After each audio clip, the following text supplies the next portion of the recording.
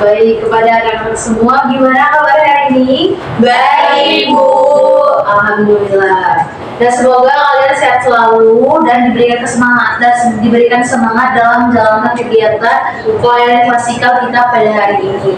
Dan sebelum memulai kegiatan kita pada hari ini, Ibu ingin salah satu dari kalian memimpin doa. Ada yang ingin memimpin doa? Boleh, kepada dia. Baik. Pelayanan hari ini biar layanan lancar. Kali ini kita berdoa terlebih dahulu, berdoa menurut agama dan kepercayaan masing-masing, berdoa. Doa selesai. Terima kasih kepada Dinda sudah memimpin doanya.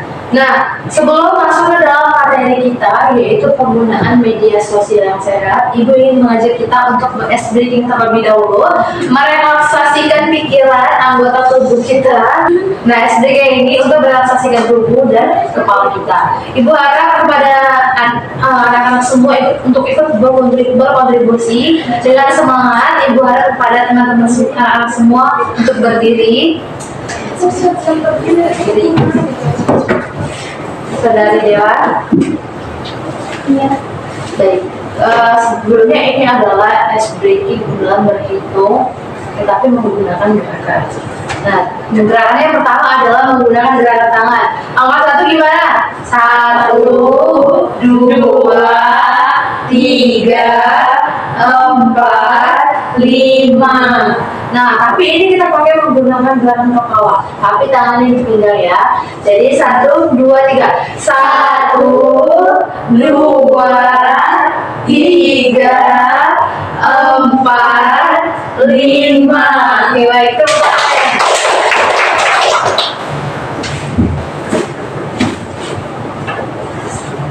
Oke, baik. Sebelumnya Ibu akan memberikan menjadi 2 kelompok. Ini kelompok yang di depan, kelompok pertama. Yang di belakang adalah kelompok kedua.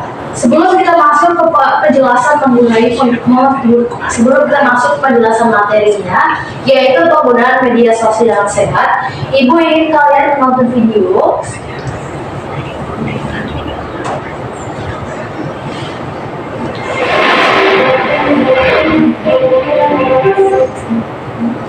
Etika bersosial media. Indonesia adalah salah satu negara dengan jumlah pengguna sosial media terbanyak di dunia. Dan remaja usia sekolah termasuk di dalamnya. Rata-rata mereka menghabiskan waktu lebih dari 3 jam untuk mengakses sosial media dalam sehari. Batas pemakaian tersebut melebihi dari batas maksimal yang disarankan, yaitu 2 jam. Pengaruh buruk dari konsumsi sosial media yang terlalu lama adalah kurangnya waktu tidur, proses belajar yang terganggu, dan kecenderungan untuk berkomentar negatif atau kasar. Ditambah pengaruh psikis seperti tingginya jiwa kompetitif yang tidak sehat karena mereka selalu membanding-bandingkan dirinya dengan teman melalui postingan-postingan. Hal ini akan berdampak negatif yang akan menumbuhkan sifat kurang percaya diri, minder, dan kurangnya interaksi sosial karena dia merasa malu untuk bertemu secara fisik dengan orang-orang sekitar. Kebiasaan yang buruk ini, jika dilakukan secara terus-menerus dan masif, akan menciptakan pribadi introvert dan psycho. Karena hilangnya keceriaan mereka di masa-masa remaja yang rentan akan pengaruh buruk di lingkungan sekitar.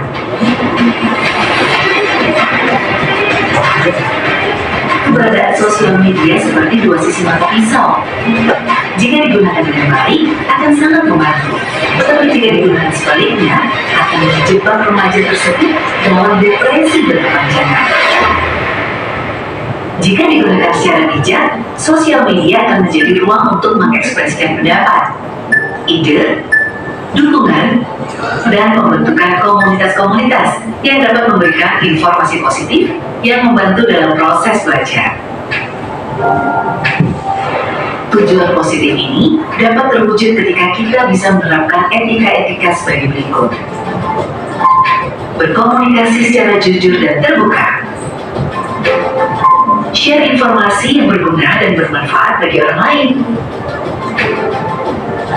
Bangun hubungan yang baik supaya mendapat kepercayaan dalam bersosial media.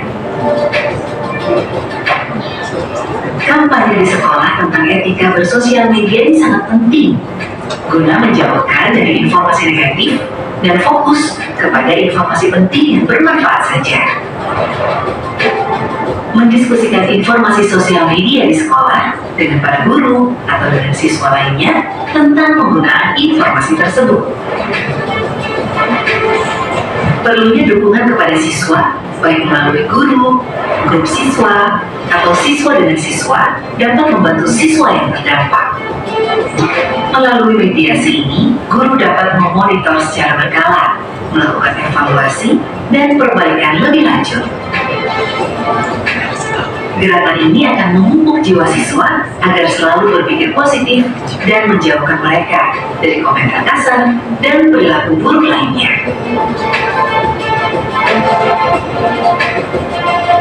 Media sosial memberikan kebebasan bagi para penggunanya, tapi bukan berarti bebas dalam beretika. Berbagi dan berkomunikasi via sosial media bukan berkompetisi.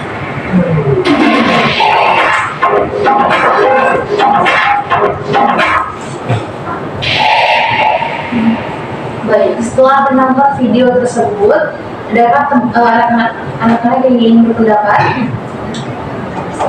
Saya boleh kepada sekian. Oke, dari video tersebut, saya mengenai bahwa kita tuh nggak bisa jauh dari media sosial di zaman sekarang ini. Dan itu sangat berkaitan dengan kehidupan kita sehari-hari. Dan penggunaan media sosial itu ternyata ada dampak negatif juga dampak positifnya. Itu bergantung bagaimana cara kita menggunakannya. Kalau kita menggunakan dengan baik, maka kita akan mendapatkan manfaat dari situ. Sebaliknya kalau penggunaan yang kurang baik, kita akan mendapatkan dampak negatif dari media sosial. Baik, benar sekali ya pendapatnya dari Anda Askia, bahwa banyak dari kita yang menggunakan media sosial namun tidak tahu bagaimana cara menggunakannya secara bijak dan bertanggung jawab. Nah, dari video yang sudah kita lihat tadi, bahwa penjelasannya adalah media sosial itu adalah ajang untuk kita adalah untuk mengembangkan diri, juga beretika dalam media sosial. Tetapi juga harus diiringi dengan kontrol yang baik agar tidak menyebabkan perilaku atau etika yang buruk yang timbul karena media sosial tersebut. Oke, baik. Sebelum kita masuk ke dalam penjelasan kali ini, teman-teman anak-anak ada yang tahu apa itu media sosial? Baik, pada Anda. Platform digital agar kita bisa berinformasi. Sudah tahu. Nah, boleh kepada Anda Jalani, platform digital yang disediakan untuk bisa memberikan informasi dari berbagai. Dan sekali ya pendapat dari anak-anak sekalian bahwa media sosial adalah platform digital yang digunakan untuk berkomunikasi, berbagi informasi, serta berinteraksi dengan orang lain secara online meskipun jaraknya jauh. Banyak banget ya contoh media sosial. Contohnya apa? Instagram, WhatsApp, TikTok, FB, YouTube, Twitter, dan lain sebagainya. Wattpad dan lain sebagainya. Nah, itu adalah contoh-contoh dari media sosial yang boleh kita gunakan di era sekarang. Nah, ternyata media sosial ini tidak selalu berdampak positif dan tidak selalu memberikan ruang aman bagi kita. Ada juga dampak negatif dalam penggunaan media sosialnya. Yang pertama itu adalah cyberbullying dan komentar negatif. Cyberbullying ini seperti apa? Menghujat, apa lagi? Komen, perundungan, benar sekali ya. Cyberbullying ini sama dengan bullying biasa, namun dilakukan di dalam media sosial dengan memberikan komentar-komentar negatif, misalnya lewat DM, lewat komentar-komentar videonya atau komentar-komentar positifnya. Dampak ini memicu bahwa Cyberbullying ini memicu, jadi penggunanya atau orang yang positif tersebut dapat menyakitinya. Jadi cyberbullying ini adalah dampak negatif yang sangat beresiko dari diri dia dan orang lain. Kemudian yang kedua adalah penyebaran hoax dan informasi palsu. Banyaknya dari kita yang melihat informasi-informasi yang tidak valid, tapi tetap banyak yang repost atau yang banyak yang dibagikan. Ada kan? Ada. Nah, informasi-informasi seperti itu adalah memberikan dampak yang buruk, bisa jadi memberikan kesalahpahaman. Contohnya, misalnya buah lemon ini kan buah lemon di postingan itu memberikan pernyataan bahwa buah lemon dapat menyembuhkan sebuah penyakit. Tapi faktanya bahwa buah lemon ini tidak bisa menyembuhkan sebuah penyakit, tetapi hanya bisa menetralisirnya saja. Kemudian yang berikutnya adalah kecanduan gadget atau screen time berlebihan. Di sini ada yang hampir kecanduan gadget, penggunaan yang berlebihan dalam pengontrol waktunya, misalnya satu hari bisa menggunakan gadget 5 sampai 10 jam. Nah, kecanduan gadget seperti itu dapat merusak pola pikirnya, dapat merusak kesehatannya hingga waktu belajarnya.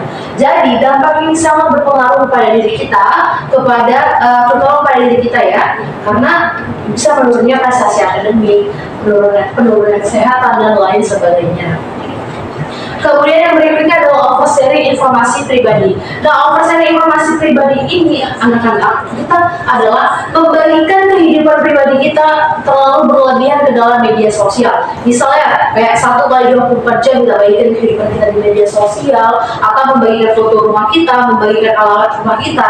Nah, oversharing yang terlalu berlebihan sangat berdampak pada penggunaan media sosial. Misalnya ada orang yang ingin berniat buruk pada kita. Nah, dengan informasi-informasi pribadi yang sudah kita bagikan tadi, dia bisa gampang sekali untuk mengambil informasi pribadi dari diri kita. Sehingga apa? Sehingga dapat merusak dari kehidupan kita. Kemudian yang berikutnya adalah body shaming dan perbandingan sosial. Nah, body shaming ini misalnya ada influencer cantik ini di Instagram, terus kalian lihat ini, bodinya cantik nih, bodinya bagus, putih, terus kita body shaming kan bahwa sebenarnya dia ini, sebenarnya dia ini. Nah, itulah salah satu contoh dampak negatif, yaitu body shaming dan perbandingan sosial. Kemudian yang berikutnya adalah gangguan fokus belajar dan pola tidur. Ini sangat berpengaruh banget ya kepada kita anak-anak semua. Gangguan fokus belajar, terlalu banyak menggunakan media sosial dapat mengganggu kita fokus belajar, sehingga penurunan akademik kita kurang, belajarnya jadi nggak fokus, baru nggak konsen belajarnya. Yang seharusnya waktu yang digunakan untuk belajar malah digunakan untuk bermain gadget atau menggunakan media sosial. Dan pola tidur, nah pola tidur ini juga sangat penting ya, karena kalau kita pola tidur artinya apa? Kantuk. Nah, jadi kalau pola tidurnya berantakan, di sekolah jadi nggak semangat, baru ngantuk-ngantukan, bahkan kalau guru ngejelasin jadi malas kan. Makanya itu adalah dampak negatif yang harus kita hindari. Dalam penggunaan media sosial, kita juga harus paham bahwa perilaku tidak sehat di media sosial itu ada. Nah, ibu harapkan kepada anak-anak di sini semua untuk menghindari perilaku seperti ini, agar kehidupannya bisa jadi lebih bermutu dan tidak selalu kecanduan ke dalam media sosial. Yang pertama itu adalah mengunggah foto atau lokasi secara real time. Gimana ini contohnya? Misalnya dalam fitur di Instagram ini sekarang sudah ada fitur peta. Fitur peta itu kan adalah dimana kita membagikan lokasi kita pada saat ini. Ada kan? Nah, itu adalah salah satu penggunaan fitur yang menurut ibu itu tidak bermanfaat. Karena apa? Dapat memicu orang-orang yang tidak bertanggung jawab malah melukai kita. Jadi gunakanlah fitur-fitur dalam media sosial secara bijak. Kemudian yang kedua adalah membagikan data pribadi secara berlebihan. Ya, seperti yang ibu jelaskan tadi, membagikan data pribadi. Data pribadi itu seperti apa? Alamat rumah, identitas, nih, baru alamat tanggal lahir, nomor HP dan sebagainya. Nah, jangan membagikan data pribadi secara berlebihan karena dapat memicu hal-hal negatif yang terjadi pada diri kita. Misalnya, membagikan data pribadi kita ke media sosial. Nah, orang dapat mudah sekali mengakses data pribadi tersebut untuk misalnya kita penggunaan Shopee nih, kita kan sering nih membagikan data-data pribadi kita. Terlalu berlebihan dapat memicu orang misalnya pesan di Shopee menggunakan data pribadi kita, menggunakan nomor handphone kita, menggunakan alat tubuh kita. Jadi kalau misalnya barang datangnya kita, padahal kita nggak pesen, seringan terjadi begitu kan? Malah kita nggak pesen karena dan akhirnya lagi sistemnya COD, jadi yang bayar itu yang terima. Nah, seperti itu adalah dampaknya ya dalam membagikan data pribadi secara berlebihan. Kemudian yang berikutnya adalah scroll video tanpa kontrol. Nah, scroll video tanpa kontrol ini sering banyak banget dilakukan, apalagi pada saat remaja, bahkan di usia lanjut pada saat ini ya. Scroll video tanpa membagi waktu belajar dan waktu bermain media sosial. Penggunaan media sosial ini yang berlebihan juga nggak bagus ya bagi kesehatan kita, bagi pola pikir kita.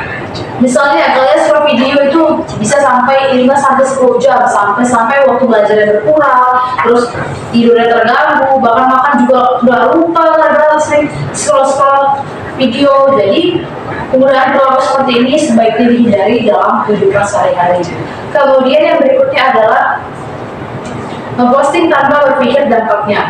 Nah, memposting tanpa berpikir dampaknya seperti contohnya, kita foto bareng teman kita, terus ternyata kita di situ cantik, tapi temennya enggak. Nah, tanpa kalian sadari, itu yang kalian posting dapat memicu apa? Dapat memicu pertentangan antara teman kalian dan kalian. Makanya sebelum memposting itu pikirkan dampaknya dulu. Sebelum memposting sesuatu, pikirkan dampaknya kepada orangnya dan selalu meminta izin kepada temannya jika mau ingin memposting fotonya. Kemudian yang berikutnya adalah mengikuti akun yang tidak sesuai usia. Contohnya akun-akun kekerasan, akun-akun seksual, atau akun-akun yang mempelajari hal-hal yang tidak seharusnya. Karena dapat memicu pola pikir yang tentang tingkah lakunya yang tidak sesuai dengan norma-norma yang ada. Kemudian berikut adalah menghina atau berkomentar negatif. Ini kayak mana contohnya? Cyberbullying itu kayak mana? Tentangnya dia, jelekannya dia gitu. Nah, baru bajunya gitu kan. Nah, itu adalah salah satu contoh menghina atau berkomentar negatif di media sosial. Itu perilaku ini Anda semua, Ibu harapkan kepada kalian untuk selalu menghindari perilaku seperti ini dalam penggunaan media sosialnya. Nah, kemudian kita masuk ke dalam etika menggunakan media sosial. Dalam media sosial, kita harus punya etika agar penggunaan media sosial kita bisa berjalan secara bertanggung jawab dengan kesadaran diri yang penuh dan beretika. Yang pertama itu adalah pikir sebelum memposting atau think before you post. Artinya pikirkan dulu aman nggak untuk dipost, beresiko nggak, pantas nggak untuk post foto atau konten-konten tersebut. Kemudian yang kedua adalah menghargai privasi diri dan orang lain. Nah, nggak semua orang mau dipublikasikan secara nyata di media sosial. Ada beberapa orang yang tidak ingin posting di media sosial. Jadi hargailah privasi orang tersebut. Kemudian yang berikutnya adalah menggunakan bahasa yang sopan. Bahasa yang sopan itu gimana? Bahasa yang sopan, bahasa yang gimana? Baik, lembut, baru tidak menyinggung, menyenangkan hati orang lain. Kalau bahasa-bahasa yang sopan dalam bermedia sosial, jadi tidak ada lagi pertentangan atau pertikaian dalam media sosial. Baru yang berikutnya adalah tidak membagikan informasi tanpa cek fakta. Seperti yang Ibu contohkan tadi, membagikan informasi atau merepost informasi yang tidak sesuai atau tidak valid pada kenyataannya. Misalnya kayak tadi buah lemon ternyata tadi dapat menyembuhkan penyakit, tapi nyatanya apa? Nggak bisa menyembuhkan semua penyakit, tapi bisa menetralisir. Nah, diharapkan kepada kalian untuk beretika dalam berkomunikasi itu secara logis dan bisa membagikan informasi dengan melihat dulu apakah ini benar atau tidak. Kemudian yang berikutnya adalah tidak ikut menyebar menyebarkan gosip atau provokasi. Kalau nggak tahu faktanya atau kebenarannya itu gimana, nggak usah ikut memprovokasi atau menyebarkan gosip-gosip yang tidak. Jadi tidak menimbulkan pertikaian antara pihak satu dengan pihak yang lainnya.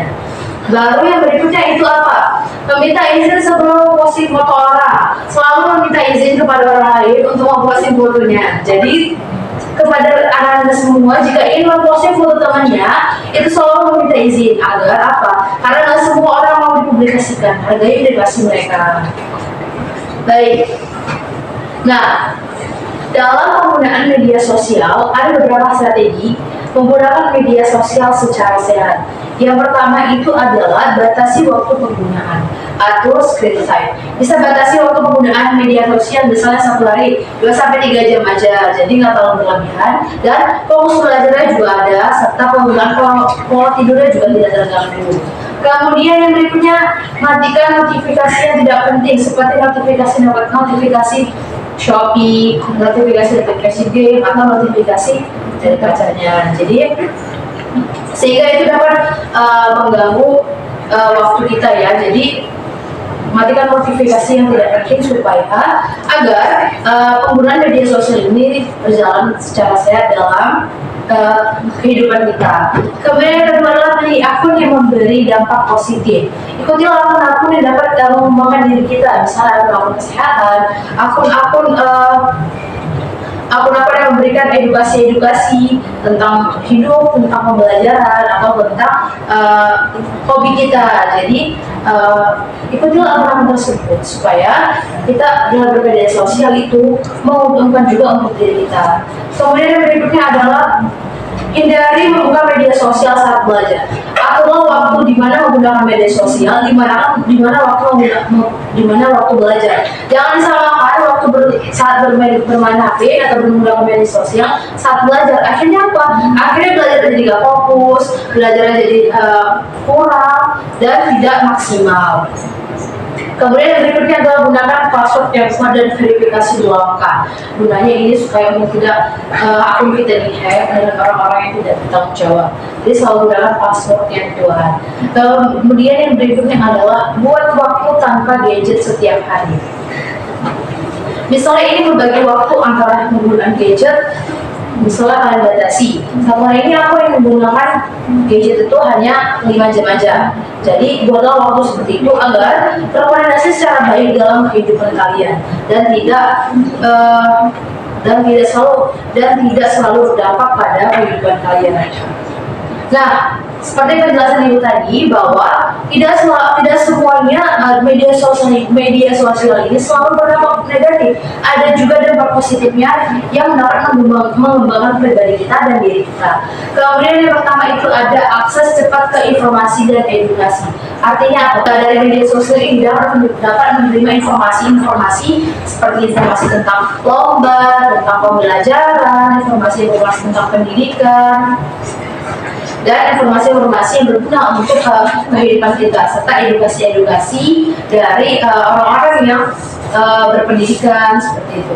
Kemudian yang kedua adalah sarana kreativitas untuk mengembangkan, misalnya kita hobinya foto alam atau video-video alam atau musik, jadi kita bisa mengembangkan sarana kreativitas kita ke media sosial. Kemudian adalah media untuk memperluas relasi dan pertemanan. Kita bisa berteman dengan orang-orang luar kota atau di Jambi kah, di Jawa kah, atau di mana. Jadi media sosial ini juga bisa untuk memperluas relasi dan pertemanan kita. Kemudian yang berikutnya adalah mempermudah komunikasi. Dengan adanya media sosial, kita berteman dengan orang yang jauh atau dengan keluarga yang jauh dapat mempermudah kita dalam berkomunikasi. Kemudian berikutnya adalah peluang belajar dan mengembangkan diri. Nah, di sini bisa dari media sosial ini kita dapat mengembangkan diri kita dengan mengikuti lomba-lomba, baru seminar atau hal-hal lain, sehingga kita dapat mengembangkan diri kita sendiri. Nah, baik. Sebelum masuk ke penjelasan berikutnya, Anda semuanya yang diharapkan dapat mengisi LKPD dari pembelajaran kita mengenai penggunaan media sosial yang sehat. Ini ada untuk membagikan LKPD. Diharapkan semuanya diisi secara sesuai dengan pemahamannya tentang penggunaan media sosial saat ini. Tujuannya untuk apa? Untuk kalian memahami cara menggunakan media sosial dengan sehat, aman, serta bertanggung jawab.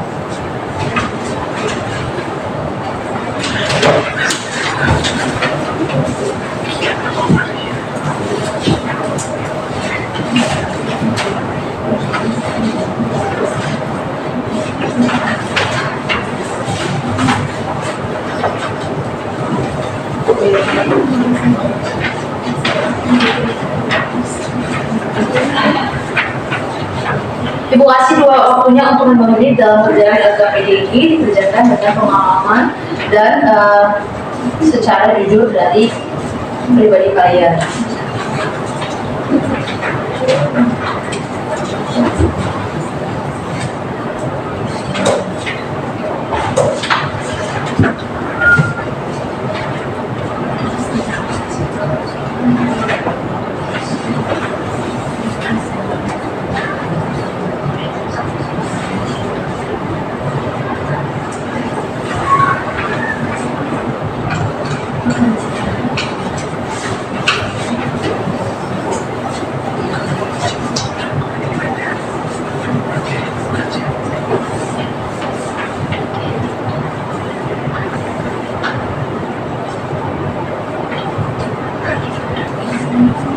Kalau yang berada siap, boleh dimulai ke depan ya. Baik. Yang belakang boleh dioper ke depan.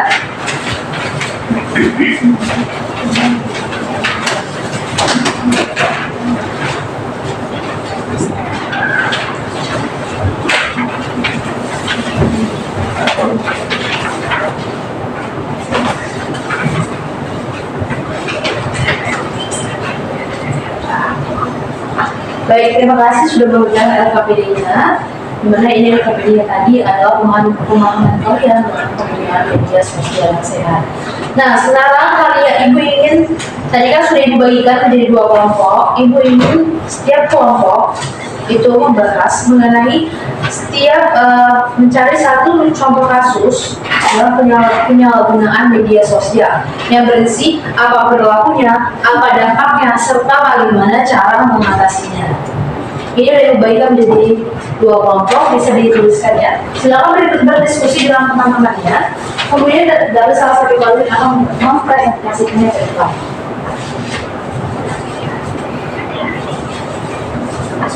Satu contoh kasus saja dalam penyalahgunaan media sosial yang berisi apa pelakunya, apa dampaknya, serta bagaimana cara mencegahnya.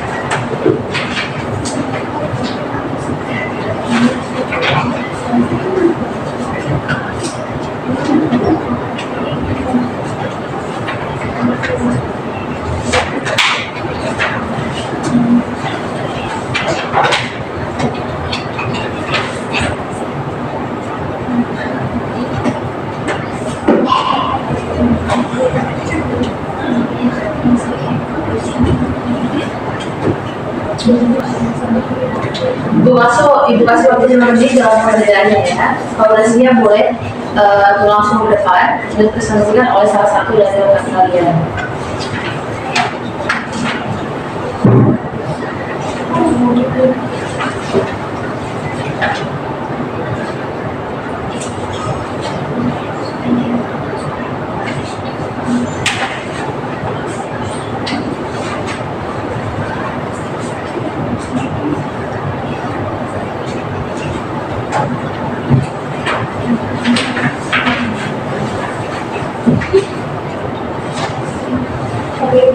Boleh langsung berdekat sebelum dia ada yang kan ya.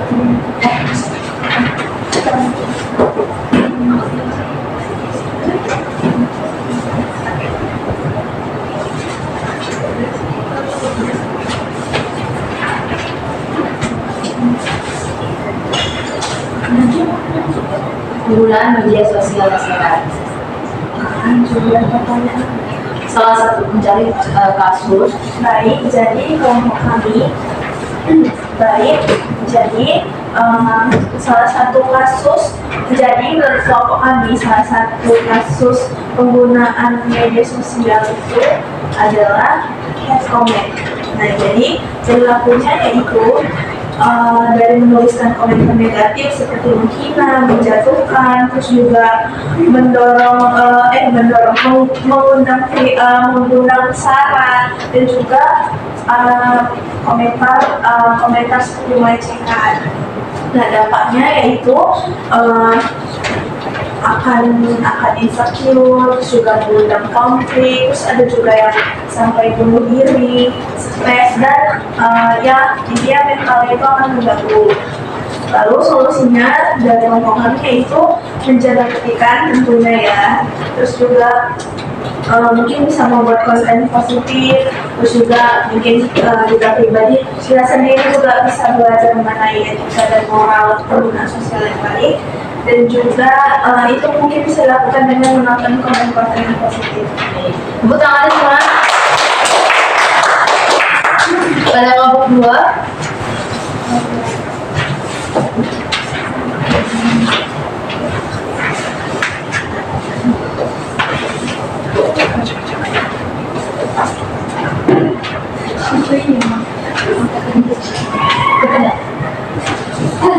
Jadi satu contoh kasus yang kami angkat itu adalah tentang terlalu berlebihan dalam bermain game. Itu masuk ke solusinya.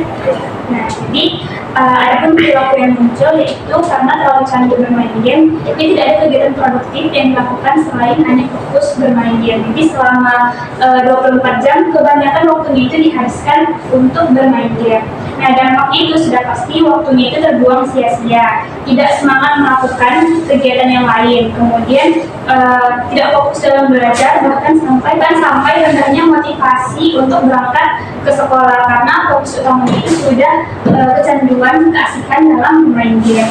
Nah, cara mencegahnya sudah pasti seberusaha mungkin untuk bagaimana mengurangi ataupun membatasi penggunaan bermain game. Apalagi kan sekarang banyak sekali bermain game saat di media sosial seperti TikTok dan lain sebagainya. Nah, ada baiknya kegiatan seperti itu dibatasi supaya waktu kita itu tidak terbuang sia-sia hanya kepada kegiatan yang kurang memberikan manfaat yang baik bagi kita. Baik, terima kasih kepada Nesa berbicara. Nah, penjelasan kepada setiap kelompok tadi sudah menjelaskan bahwa ada beberapa contoh penyalahgunaan kasus yang memang banyak ya di era sekarang, sehingga banyak rusaknya mental anak-anak remaja seperti kalian sekarang karena penyalahgunaan media sosial. Nah, sebelum kita mengakhiri kegiatan layanan kita kali ini, Ibu ingin mengevaluasi dulu apakah penjelasan kita atau layanan klasik kita pada kali ini dapat berdampak pada diri kalian atau dapat berdampak pada pemahaman kalian semuanya. Kita melakukan evaluasi hasil dengan mengisi beberapa pertanyaan yang sudah Ibu berikan. Ini ada skornya, ini ada skornya 1, 2, 3, sampai 4. Nah, dalam pertanyaan ini Ibu harap kalian bisa memberikan secara jujur sesuai dengan pemahaman kalian dalam melakukan layanan klasikal pada hari ini menggunakan pada materi atau topik penggunaan media sosial yang sehat.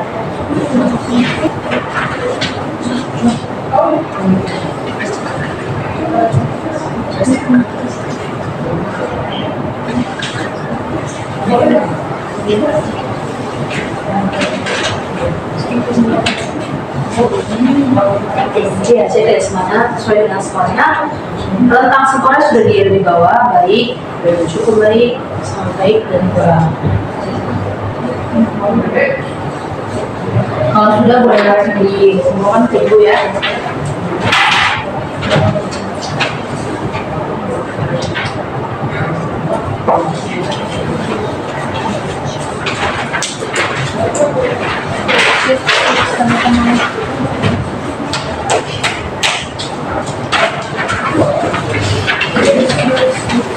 Sudah?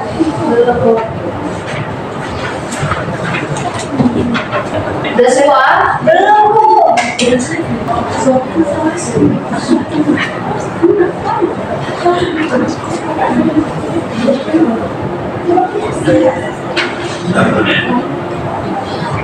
Satu sangat baik.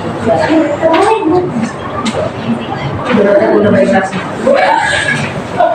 Baik, terima kasih kepada Anda semua telah mengisi evaluasi hasil dalam pemberian pernyataan mengenai penggunaan media sosial. Nah, sebagai penutup kita kali ini, dari kegiatan kita kali ini, Ibu ini salah satunya membaca kesimpulannya. Ada yang bersedia membaca kesimpulannya? Boleh? Boleh bersama-sama? Boleh? Rani, boleh? Kesimpulannya, media sosial dapat memberikan banyak manfaat seperti informasi, hiburan, dan ruang aktif kreativitas. Namun juga memiliki dampak negatif seperti kecanduan, cyberbullying, hoax, dan overshare bila digunakan tanpa kontrol. Karena itu, penting bagi kita pengguna untuk mengenali perilaku tidak sehat di media sosial, menerapkan etika berinteraksi, serta menjaga privasi dan keamanan digital. Dengan membatasi waktu pengguna, memilah konten yang positif, dan berpikir sebelum memposting, media sosial dapat digunakan secara bijak, aman, dan bermanfaat bagi perkembangan. Baik, terima kasih pada saat Anda lagi. Nah, dari kegiatan hari ini, anak-anak semua, kita belajar bahwa media sosial akan berdampak baik kalau kita menggunakannya secara bijak. Kemudian kita harus menjaga privasi seseorang, menggunakan etika, memilih konten yang positif, dan mengatur waktu dalam bermain media sosial. Nah, media sosial itu sebagai alat, bukan menguasai hidup kita. Kita sendirilah yang menentukan apakah itu bermanfaat atau masalah dalam hidup kita. Sebelum mengakhiri layanan kita hari ini, mari kita berkomitmen bersama-sama. Kita berkomitmen dalam membaca sama-sama ini. Ya, terima kasih, nggak usah dibaca. Ini sampai orang lain saja. Kita berkomitmen bersama-sama dalam penggunaan media sosial sehat agar ini dapat berkontribusi dalam kehidupan kita sehari-hari. Mau dibaca sama-sama? Ya.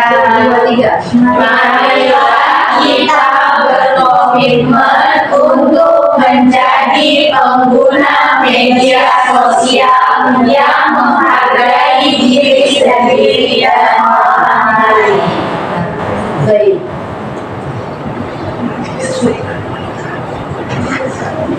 Terima kasih atas perhatian kalian dalam kegiatan layanan kelas kita hari ini. Terima kasih atas partisipasinya. Semangat mengikuti kegiatan layanan kita pada hari ini. Semoga media sosial ini dapat bermanfaat bagi kita dan kita lebih bijak serta bertanggung jawab dalam menggunakan media sosial secara sehat. Nah, akhir kata Ibu ucapkan Assalamualaikum warahmatullahi wabarakatuh. Waalaikumsalam.